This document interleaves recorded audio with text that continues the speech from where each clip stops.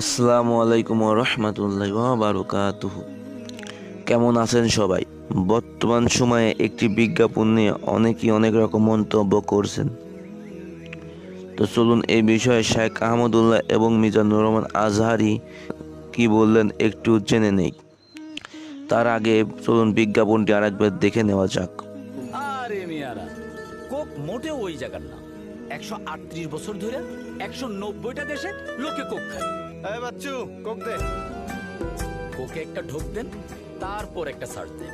তো বন্ধুরা চলুন কোকে সার্চ দেওয়ার আগে শেখ আহমদুল্লাহ কি বলছেন ভিডিওটি দেখে নেওয়া যাক আগে। তাদের যে সমস্ত পণ্য আছে, যেই পণ্যগুলো হয়তো আমার কাছে সফট ড্রিঙ্কসের বোতল মাত্র, বাস্তবে সেটা সফট ড্রিঙ্কসের বোতল না, বাস্তবে সেটা একটা বোমা।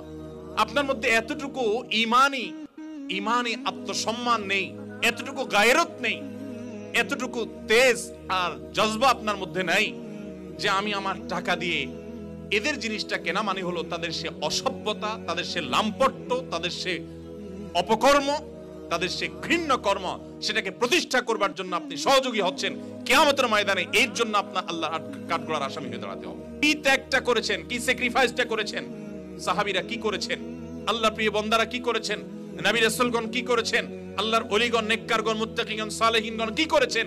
আপনি শুধুমাত্র এই অভিশপ্তদেরটা না কিনে কোন একটা মুসলমান কোম্পানি কিনলেন, আপনি নিজের দেশেরটা কিনলেন, এইটুকু স্যাক্রিফাইস আপনি করতে পারলেন না। তারা হয়তো অফার দিয়ে আপনাকে লোভে ফেলে দিয়েছে, সেই লোভটা আপনি নিয়ন্ত্রণ করতে পারলেন না। কোন মুখে আল্লাহর কাছে আপনি কিয়ামতের ময়দানে জান্নাতের আশা এবং দাবি করবেন? কোন মুখে বলবেন আল্লাহ আল্লাহুম্মা ইন্নী আসআলুকাল ফিরদাউস? কিভাবে আপনি দাবি করবেন আল্লাহ আমাকে জান্নাত দাও? মামুর ভাইয়ের আবদার, আপনি কি স্যাক্রিফাইসটা করেছেন আল্লাহর জন্য? এদের সমস্ত পণ্য বয়কট করব তো ইনশাআল্লাহ। তো বন্ধুরা শুধু শেখ আহমদুল্লাহ নয়, বর্তমান সময় ইসলামিক স্কলার মিজানুর রহমান আজহারিও তার ভেরিফাইড ফেসবুক পেজ থেকে একটি পোস্ট করেছেন।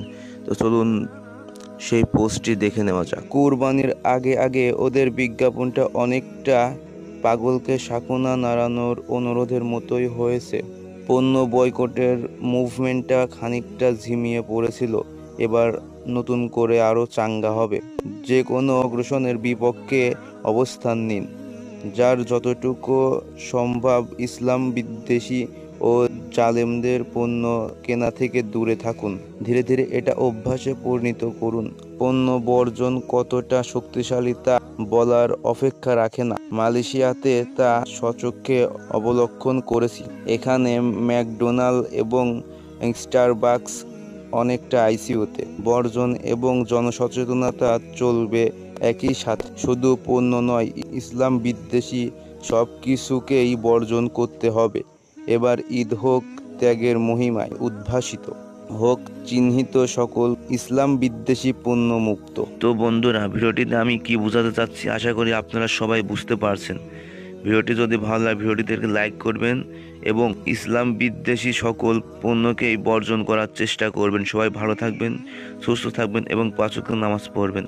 আর ভুল ত্রুটি হয়ে থাকলে ক্ষমা করে দেবেন। আসসালামু আলাইকুম ওয়া রাহমাতুল্লাহ।